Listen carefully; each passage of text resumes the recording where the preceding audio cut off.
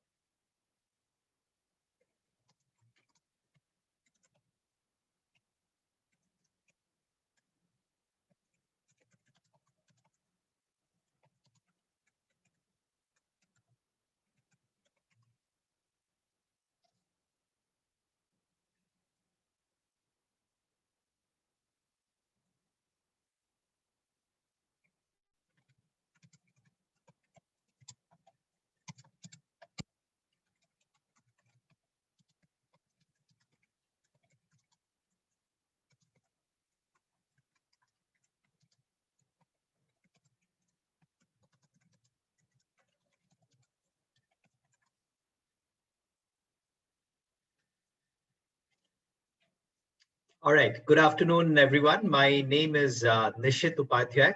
On behalf of SHRM and our partner KeKa, I welcome you all to the SHRM discussion on business strategy linked employee experience. While we wait for all our attendees to join in, for those who could make it in time, welcome. Great to have you all as a part of this conversation. We're talking about something which has great relevance in the changed world that we find ourselves in today. Before we take a deep dive into the topic and our panelists who are going to talk about the topic, a few ground rules for this conversation. The primary mode of interaction for the audience is going to be through chat. Audio and video is disabled. Um, Please feel free to drop in all your questions on the chat window. We'll do our utmost possible to be able to address all of those questions. Right? And please involve yourselves into this discussion to the extent possible. We'd love to see ideas, thoughts, and insights from everyone who's attended today, not just from the set of people who happen to be there in the panel. Right? um, with that, we'll go into the next section, which introduces our eminent panelists for the conversation today. First up, we have Deepak Mishra. Deepak, welcome. Great to see you as a part of the SHRM discussion panel. Deepak heads corporate HR for United Breweries Limited. Deepak, fantastic to have you as a session, and look forward to hearing your views on employee experience in the new normal. Thanks, Nishit. Thank you. Next up, we have Anshul Srivastava. Anshul is the product manager for KeKa HR. Anshul, great to have you as a part of the panel, and look forward to your active insights of having worked with so many clients implementing change solutions for them, into understanding what might be some of the best practices in this domain. Great to have you as a part of the panel conversation. Thank you, Nishit. So I will be your moderator and a host. I look after the advisory services for SHRM, Asia Pacific, and MENA. Let's get this conversation started. A little bit about the topic. Highly engaged employees go the extra mile for the organization. Their behavior and the way they approach work has a ripple effect on profitability, team morale, and retention. People working in engaged workplaces also tend to have better physical and health issues. and tend to end up taking lesser leaves. So all in all, creating a highly engaged workforce is going to be very crucial for organizations at any given time of the year. But how exactly do leaders create that in a year such as this? Okay. 2021, on the back of what's happened in 2020, is not a usual year for organizations by any standards. New realities are getting created. The new paradigms of work is getting defined by the day. There is no playbook to sort of fall back on. The world today stands at a cusp of emerging from a once in a century pandemic. However, the clear direction of emergence, which till a few months back we thought was a given bar graph, seems to have taken a turn back to the top.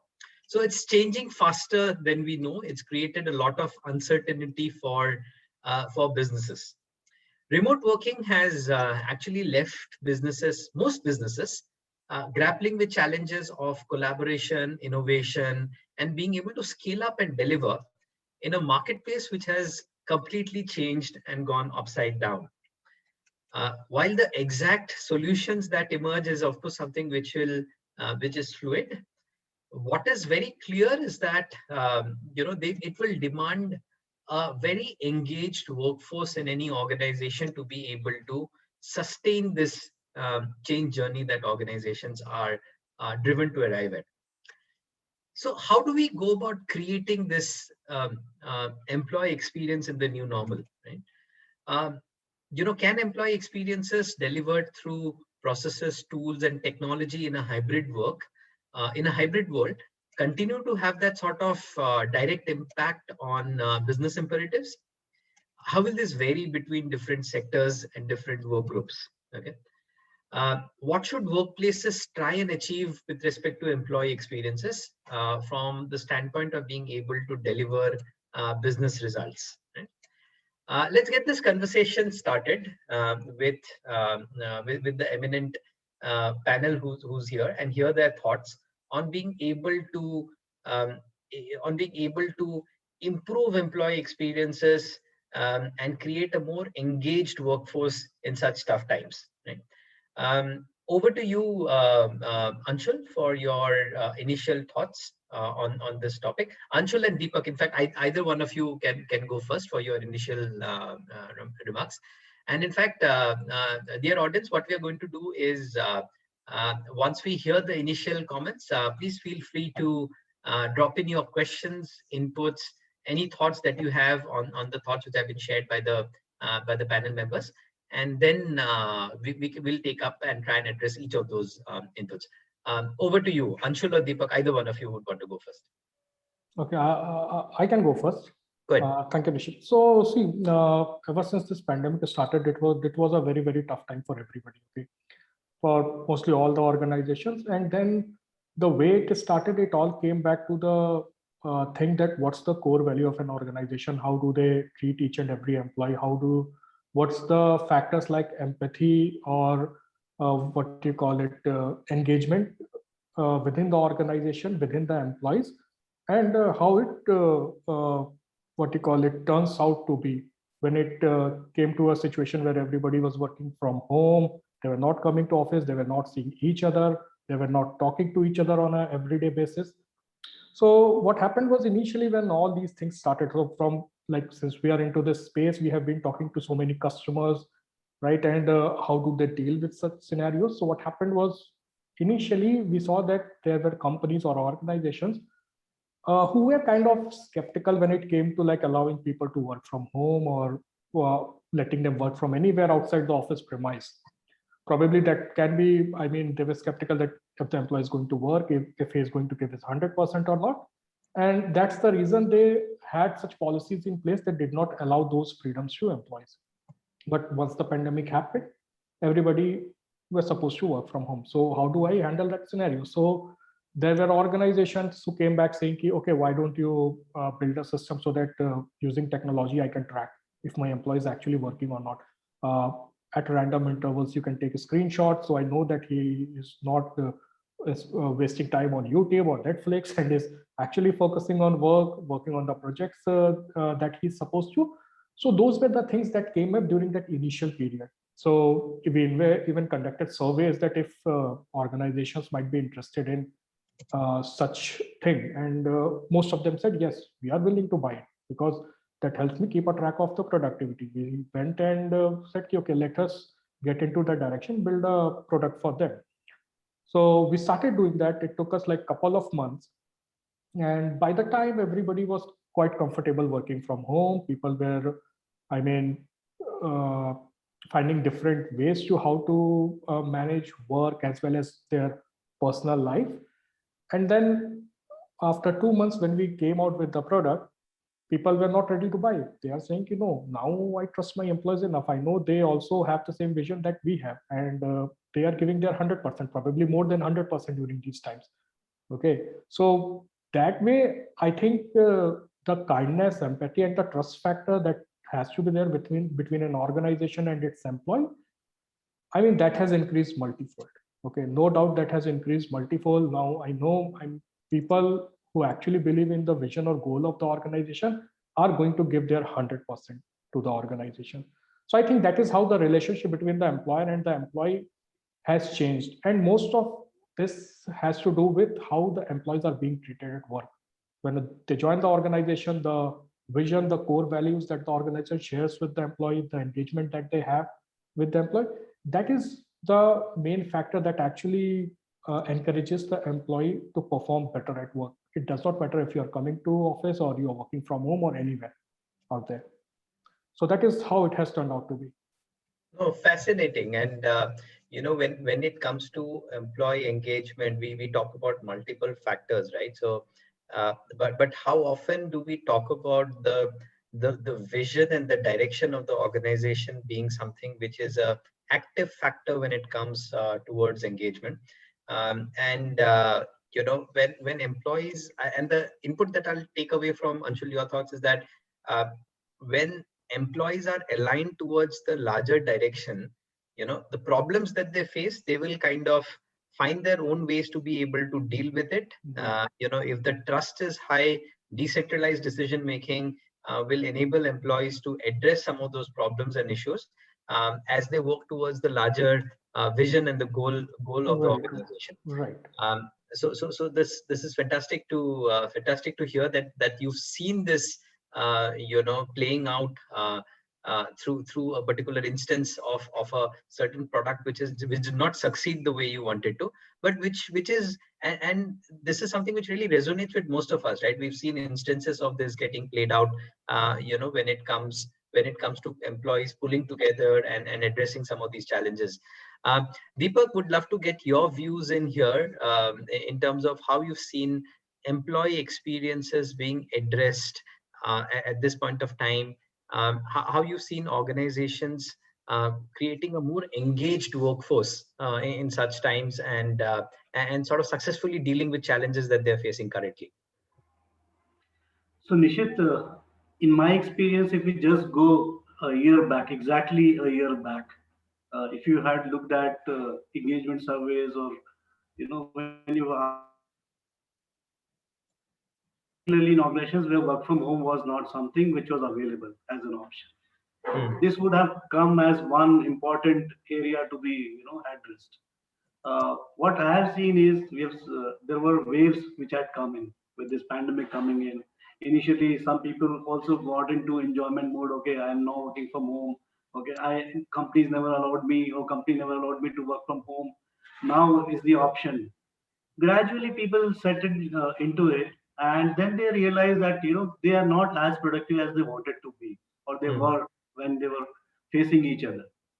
And Right. there it took a little bit of time in adapting to that environment, that psychology, technology particularly, and utilizing all mediums, platforms which are available to interact with each other on a virtual platform.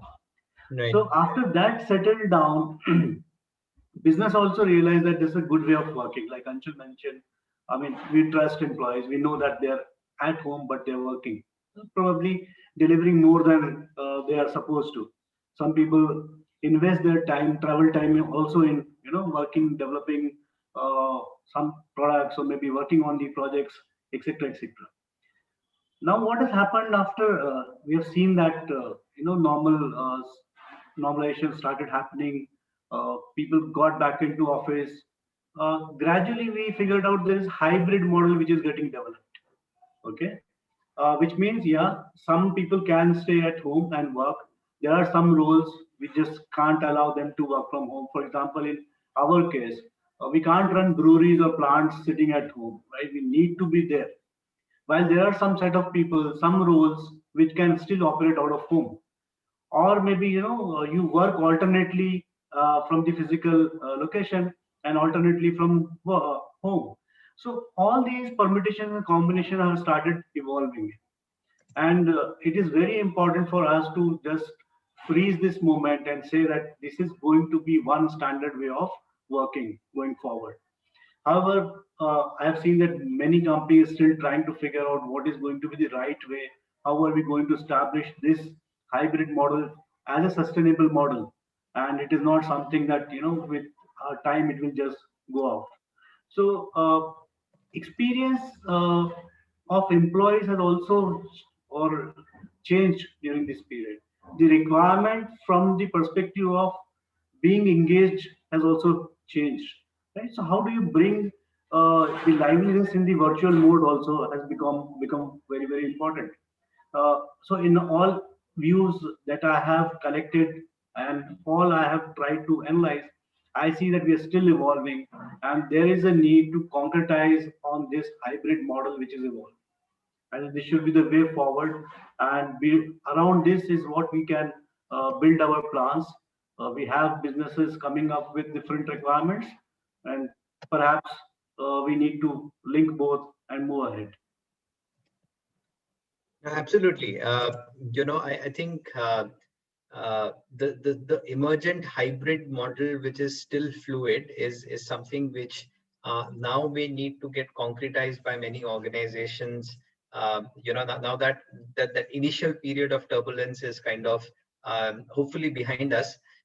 Now organizations can very clearly identify the set of people who will continue to work from a particular physical location together, a set of employees who necessarily need to come to office, a set of people who kind of continue to work from home. So employees in some ways, I think, are looking for clarity from business leaders around concretization of this part, right?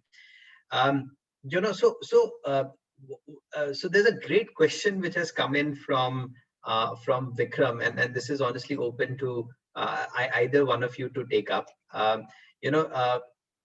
The question is around what might be two parameters of employee experience that we will hold critical to business, right? So to our respective businesses, what might be two parameters that we will hold as being very critical, and how do we what has been the change that we have seen there, pre-COVID as well as post-COVID, right?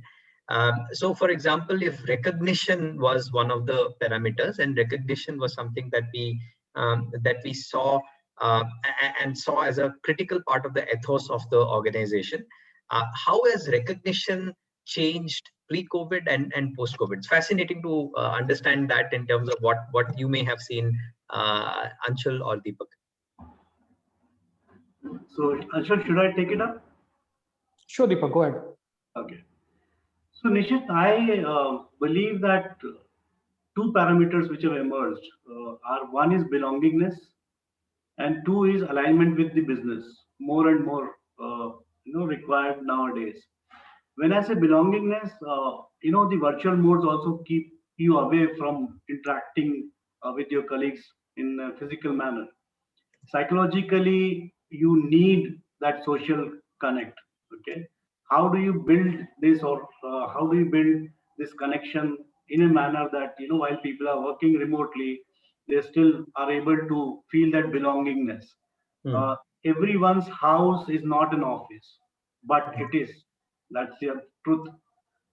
When you are in office, you can feel that morning you go to that particular location, say this is my workstation, this is my office. I go here every day. I come back from this place to this place, which is my home. Today, that's not there, right? Many of us are working from home. So for us, that is the location, that's the office. Now, who is around us? Around us is one laptop, which is helping us to connect, see each other, talk to each other. But what else? Where can I go and satiate my social requirement? So that belongingness is something which, in my view, is very important parameter. Second is alignment with business.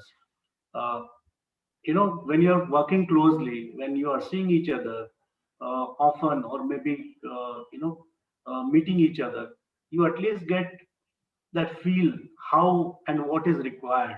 Okay, at times it doesn't come from the official discussions always. At times it comes from your I would say coffee table discussions. Oh, this is what is meant by so and so project. This is what management expecting. This is what my CEO is expecting or CXO is expecting. How do I do it? Now today, when you get an email or maybe one discussion which happens on webinar, you get a part of it. Okay, so an employee needs to be agile enough to figure out that need and quickly figure out areas through which he can align to those expectations. So in my view, these are two parameters which are emerging. Fascinating, fascinating.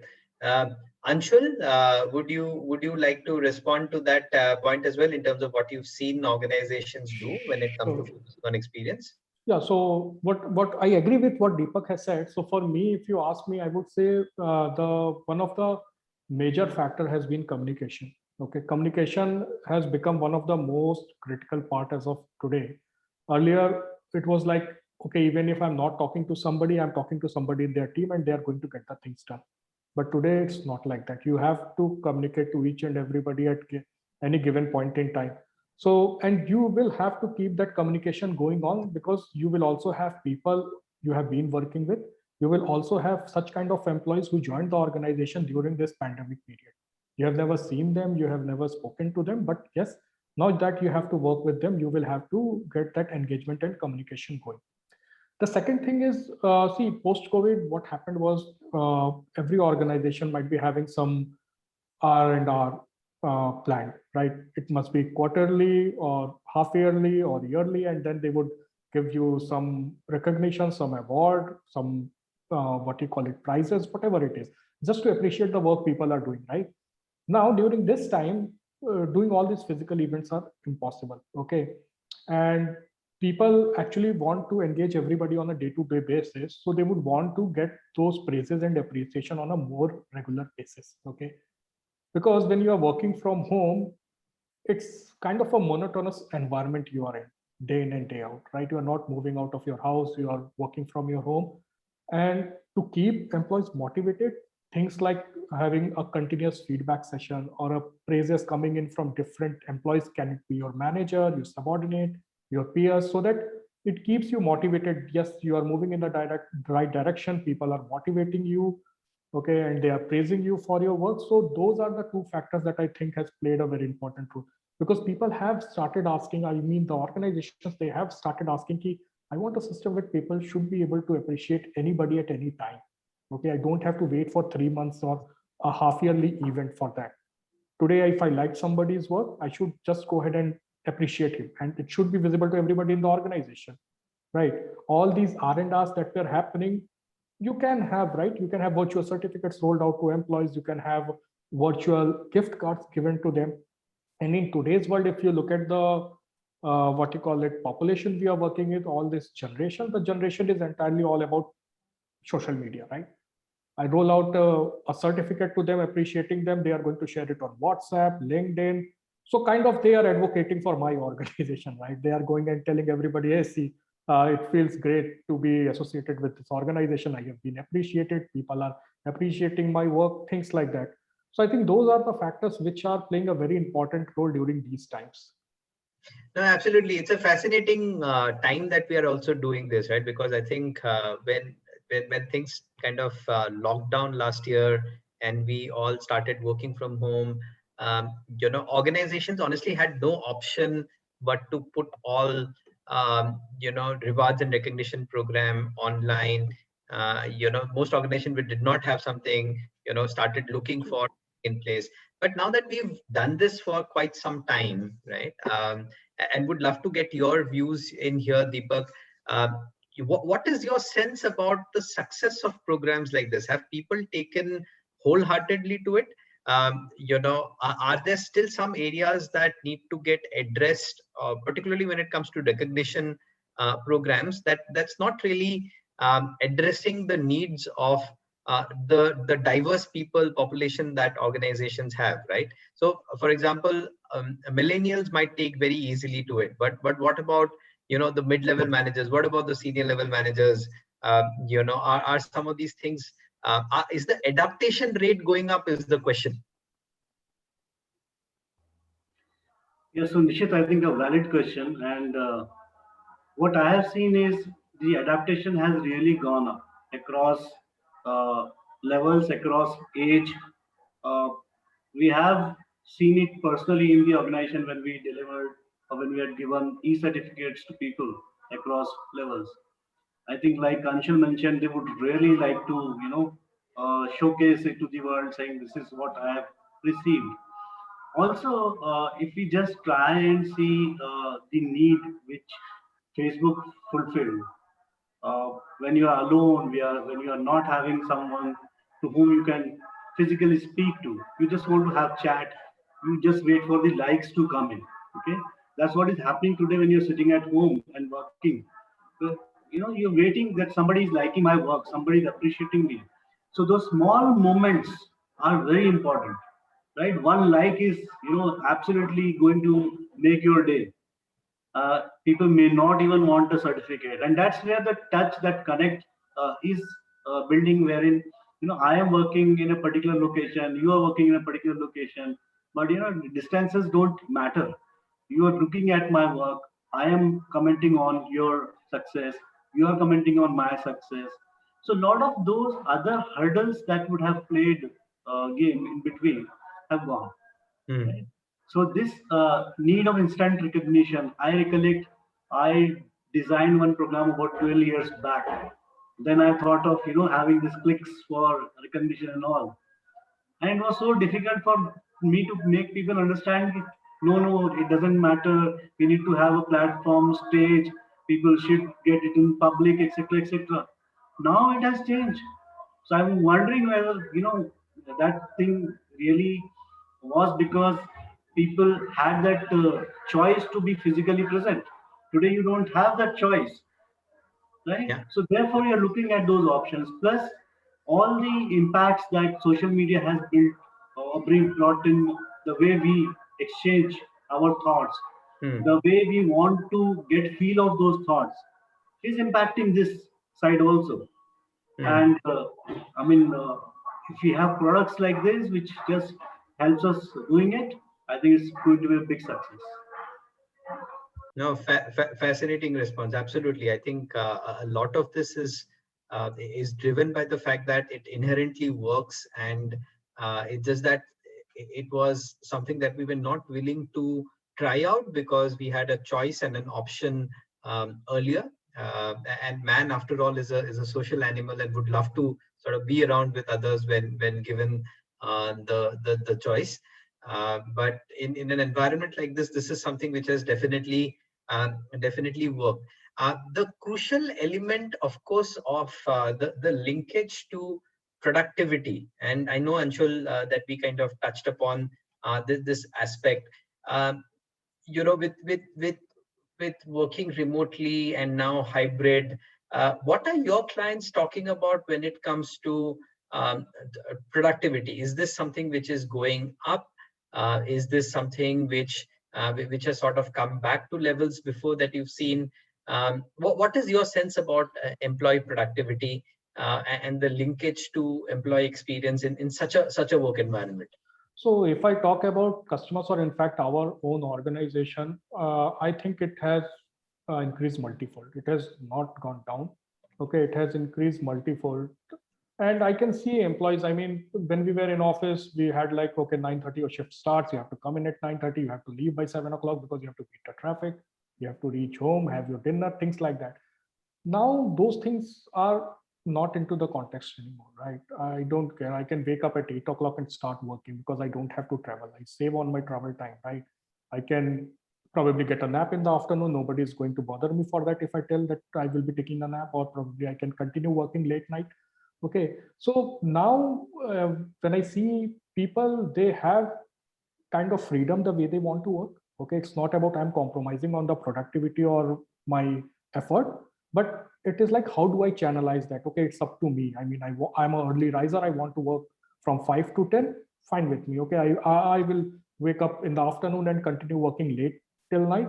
That is also fine with me. So organizations are looking at the end goal now. I mean, what will be the output and what's the quality of output, rather than how much time people are spending, or I won't say how much time. I mean, the way they are working. I mean, what are the hours of working, and those things are no longer questions anymore.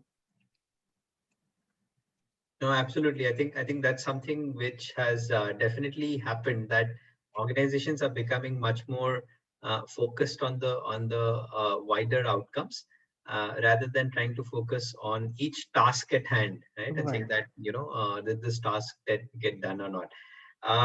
There are some great audience questions which are coming up. The other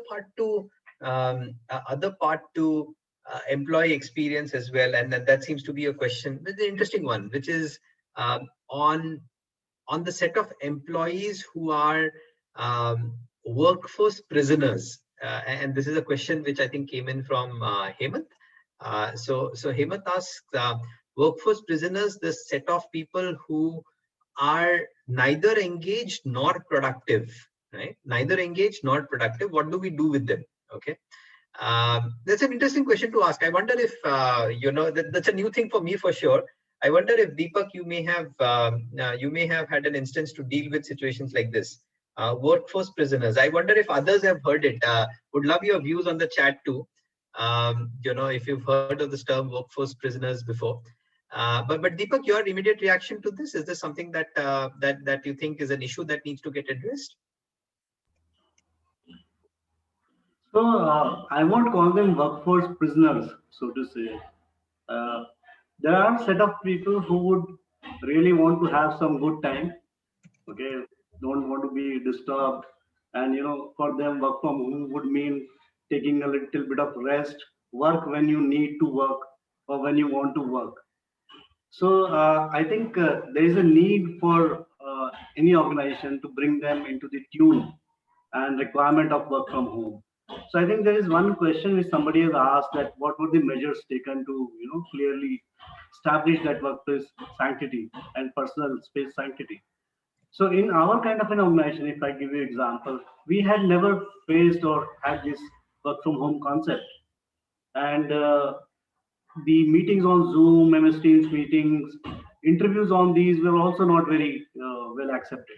We would like to meet people in person. We would like to discuss everything in person. We want to deal with our people in person. Whatever want to communicate, review, everything was like, no virtual mode required. So gradually, when we said, okay, work from home, some people, like I said, were sitting on the fence waiting, when will this organization announce work from home, right? There are so many organizations which have already announced work from home. Why don't you guys do it? So we had this challenge initially, saying we have three kind of people or workforce with us, right? One is our executive workforce. Within that, you have three set of people. One is sitting in HO, second is in manufacturing, third is in sales. Then you have permanent workmen, and then you have contract labor. The issue is that the moment you start, relaxing or giving relaxations at executive level, permanent workmen would also expect that, right? At least they would not come and ask, but it happens that, why is this guy not coming and I am going to come every day? Why somebody in HO is allowed work from home? Why can't I be allowed work from home? So all these questions were there initially. I think it requires a lot of communication, lot of clarity building around these aspects. Once people understand that, okay, I am in the factory, I can't have those kind of flexibility of working from home, and I need to be there. The other guy says, okay, I have work from home flexibility, so how can I do more? It is not meant for me to come relax and work whenever I want. So we have given clear cut guidelines saying, this is the working time, in which also we built the lunch timing. We're also given them very clear instructions about code of business conduct, its applicability when you're working, what all infrastructure you need to build or have at home if you want only to work from home. Today we are in a situation where we have 7 days work from home for employees in HO and some roles. So it is not a question anymore saying, okay, I am going and taking some rest, and then I will see when I am physically presented, I'll work. It has gone. So people have come out of those shells. They have realized that there are strict guidelines which are available. There are people watching me, in the sense my peer. They would also sometimes say, I work, this guy doesn't work, and all. So when you start building those connects, when you start establishing very clear guidelines, I think that's where you arrest these issues. Uh, Other than that, if you see some non-performers, they would be there even if it is physical location. So you have to deal with them the way you deal with them in a normal scenario. But yeah, in this case, you at least need to break that inertia, give it some kind of momentum, and see how it is continuously going on.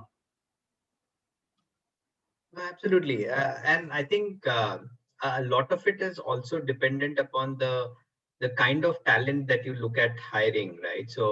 Uh, so I think there was this HR head at I believe Netflix was the first company who tried this on and said that we will not have any policies. We'll say that we will hire level-headed adults and get them to do the right thing when it comes to business. Okay, that of course works for that type of employee group, but I think for a lot of organizations, particularly large ones, in times when there is ambiguity and uncertainty, the organization should try and provide clarity to the extent possible. And I think some of these means of work rules, of guidelines, may address this whole issue of ambiguity and provide certainty to employees, right?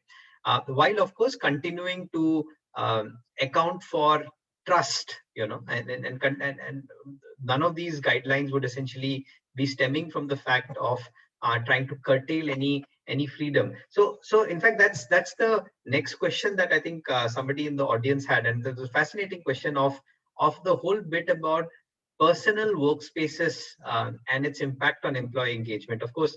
And I think this stems from the fact that in the workforce that we had earlier, there were very clear cut inputs, right? Saying that you could switch off work from this time to this time. Once you come back from office, that's your personal space. Be with your family, so on and so forth. But now, of course, you're just kind of shifting in and out of a room. Shifting out of the room for most of us signals that my work day is over. Going back into the room signals to the family that I am kind of not available. So this concept of personal space is something which may need to get addressed by organizations. I wonder if there's something that you've seen of some of your clients do, Anshul, on addressing this, and maybe your views on this. So basically, I will talk about what we do. I mean, we try to figure. I mean, there is no 100% solution to this. This is still very new to us, okay, and nobody has been able to crack it. So what we can do from our end is, so for example, for each of the team in the organization, we have said these are the timings when there will be no meetings. This is your me time, okay? From 1 o'clock to 3 o'clock in the afternoon, there will be no meetings, no matter what it is, okay? You're not going to have any meetings. From 6 after say 7 o'clock or 8 o'clock in the evening, there will be no meetings that can be scheduled. Whatever you have to do during these hours. But still you will have people who are like hard workers. They want to spend extra time, achieve more, and they will even like ping you at 11 at night or 12 at night if they have stuck somewhere. And then the thing is, if somebody is approaching me at 11 o'clock, it becomes kind of, I take it on myself. It's my responsibility to respond that guy. If that guy is working hard at 11, why can't I? I need to respond, I need to talk to him, resolve the issues. Like, so these are few things that no organization as of now might have been able to tackle 100%, but yes, there are different ways they are trying. So for us, it's like having strict hours of working. Even if you are working remotely, there are set guidelines that you have to follow. You cannot have meetings, you cannot do this or that in this time. Okay, Saturday, Sunday, nobody is going to be online or working on anything. It's your time you spend with your family. Okay, nobody is going to respond to you on those days, even if you are, emailing them or pinging them. So that is what which we are enforcing from our end. But yes, you will still have employees who will still not listen to what you are saying. They will still spend more time at work. And but yes, I think eventually that will also die out over a period of time, that people will understand, okay, I will have to follow a pattern, and this is affecting my personal life. Yeah, fascinating. And I wonder if there are other organizations who have also tried out some of these no meeting timing rules for creating personal spaces, and if that's work. So while you respond back to that, I have some polls to get the audience involved in at this point of time. And these are primarily aimed at employee engagement, right? So so let's take a few of these quick polls and see what's coming up as a priority for organizations. Audience members, please go ahead and put in your vote. Is employee engagement a top priority in your organization currently? Right. Yeah, a lot of you have already voted. The rest who haven't, kindly put in your vote. The moment we cross about 50% of the audience who's voted, I'll sort of end this poll. Is employee engagement a top priority for your organization currently? Great. So it's interesting to see about 83% of people have said that, yes, this is a priority for me. This is something which needs to get addressed. And this is something which is important. So great. So let's look at. Sorry, just one second. Let's look at the other poll. Okay. Did you observe an increase in or decrease in focus on employee engagement by organizations in India over the last 12 odd months? So did you see an increased focus on engagement, or did you see a decreased focus on engagement? Because while of course we've transitioned to a completely different work rules within organizations, but how our means of asking this question is to really get a sense of did organizations really focus on employee engagement? What is your sense? And this input would be very relevant for us, because it will really tell us as HR professionals, what did we see? What did we see organizations doing, and have they actually focused on employee engagement over the last 12 odd months? Great. So we've seen a good amount of focus on employee engagement. About 73% of people have voted and said that, yes, there is a significant increase in focus on employee engagement that they have seen. Let's look at the last poll. In terms of building greater engagement, what would you say is the biggest challenge that's facing your organization towards building greater engagement, right? Is it the fact that people are working remotely? Is it the fact that my managers are not capable to adjust to new ways of working, right? Or is it that my organization culture itself, there are some elements of that organization culture itself which is perhaps not addressing or not enabling employee engagement to grow, right? So what do you think is the biggest issue, right? Of course, I'm sure it might be going through others' minds that there may be many others. Of course, there may be, but what we thought was, let's try and get a sense of this stance. as you tell us what is the biggest internal challenge facing your organization towards building greater engagement. Great. So I think we have a clear preference of what seems to be the big challenge, which is around managerial capability and managers' ability to deal with this new work environment, which seems to be the biggest issue. Um, Great. Thank you, dear audience. I think there were some interesting insights that came out during this poll. Now, this whole bit about managerial capability, let's try and address that a little bit.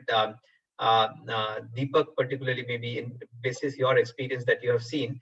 Um, has there been some focused learning intervention that you felt the need, not necessarily maybe address the need, but has there been something which you feel needs to get done in the new normal of work, particularly aimed at building managerial capability? Right?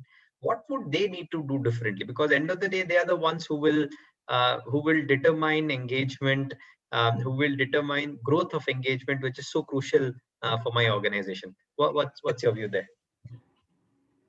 So I think the board rightly explain or rather reflects the issues that we face. And the biggest concern, in my view, also is managers' capability. One is, psychologically adapting to that world, a virtual world, realizing that you have people who are working virtually. It is not the same way in which you can manage them. You have to manage them in a very different way. Yet, like we said, establishing belongingness feeling is very important. You need to communicate with everyone in a different manner. Some people might feel very comfortable when you just give them some work over WhatsApp. It's okay for them.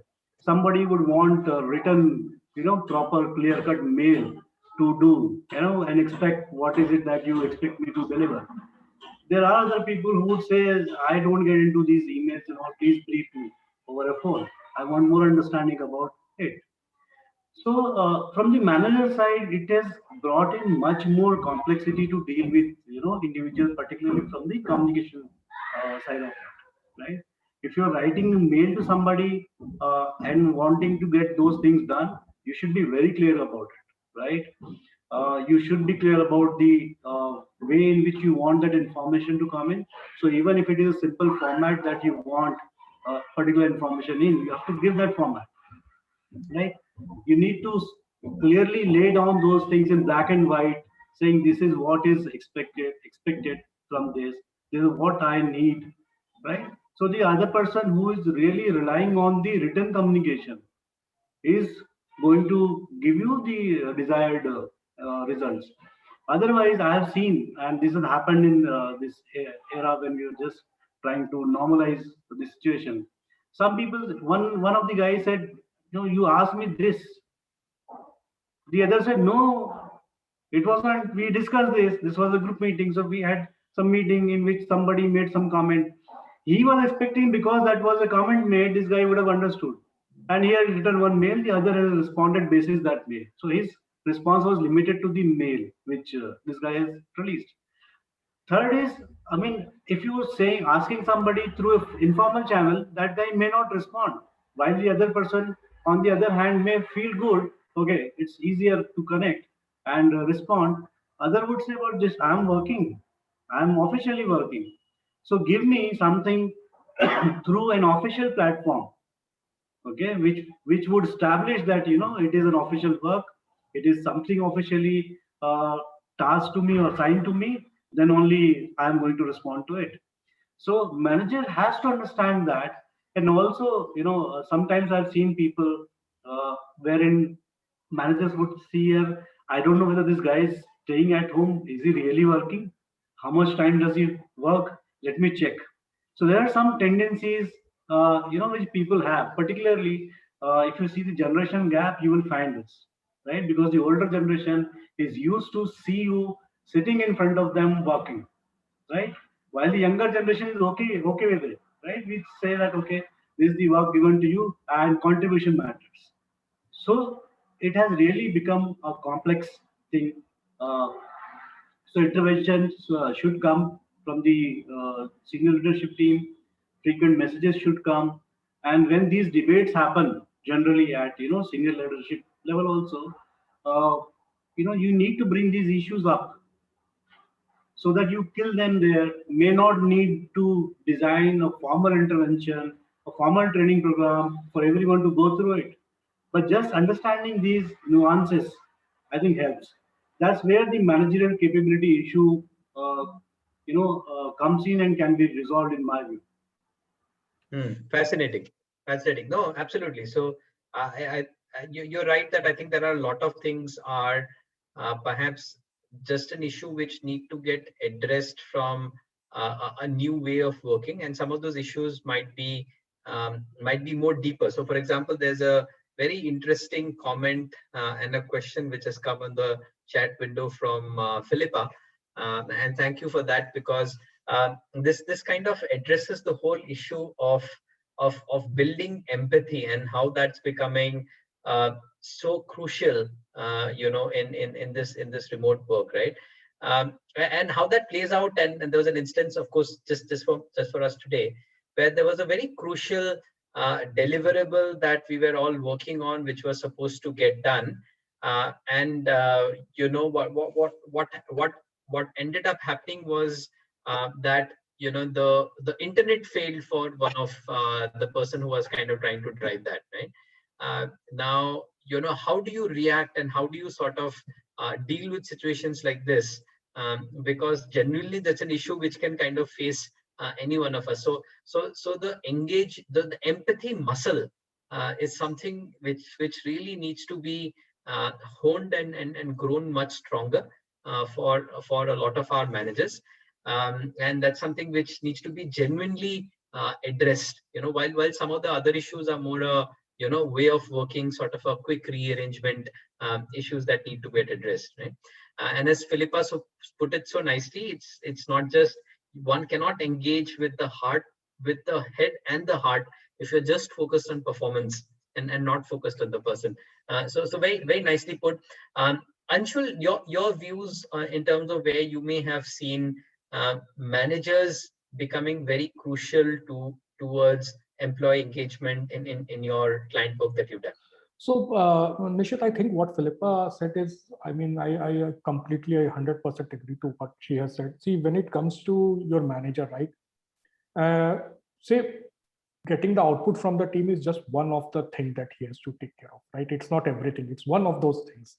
Okay, but being empathetic about your with your team, and especially in these times, right? You don't know how people are doing. There have been instances where somebody from the family was suffering from COVID, or the person was sick, right? And then if you're just focused on what you call it, the performance and the output, you will never be actually talking to them on a personal front where you are empathetic toward them, talking to how they are doing, how their family is doing, things like that. So what happens is, when you have those conversations with your team, it, what you call it, builds a bond between you guys, right? So tomorrow, when you have something where you need help, your team member probably would be more than willing to help you and handle those scenarios for you, right? I mean, as a manager, though you will have to manage team, but you will always have to have that relationship where they have the trust factor in you. Okay, it's not just about that, okay, I have to get the work done because my manager asked for it. I am doing it because I believe in him and I know, okay, he's taking me to the right path. Okay, so that will only happen when you have all these bondings with your team members, having this regular communication. The manager praises the team members as and when they achieve something or they do something. So those are very little things that will actually help you build more trust and more comfort with the team members that you have. Sure, interesting point. Now the one part about employee experiences is of course the part about measuring them, right? And I think in many ways the world has kind of moved from a once a year sort of an employee engagement study, action planning, coming back and doing it again once a year, sort of a model. Now, what's been the experience of running this in the new way of working? So for example, the most obvious thing that I think comes to mind is that pulse surveys is something which makes a lot of sense. You get insights instantaneously, and then the action planning something is something which works.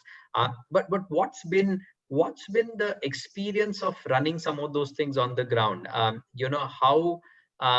how insightful, relevant have been some of those inputs which have been shared in a more real-time basis by employees, and the whole action planning behind that. Okay, what's been the experience there, the whole measurement part of it? And as I asked this, I realized that this in itself is something which is very crucial. But I think it's important to talk about measurement. We have the last 5 minutes, but Anshul, over to you. Your thoughts on that. Okay. So most of these organizations, when they are working remotely, they actually want to get a pulse of what is happening within the organization. Now that people are spread across geographies, I can't call each one of them and talk to them and understand their problem, right? So for example, if I'm running a pulse, just asking how encouraged do they feel about working in this organization, okay? And I would get a response, people are not feeling very encouraged in like last. So it was, I mean, 70-80% during the starting of this period. But now after 1 year, I have seen that the engagement is going down. People are not encouraged to put in more effort to work, or they are not very happy about the work.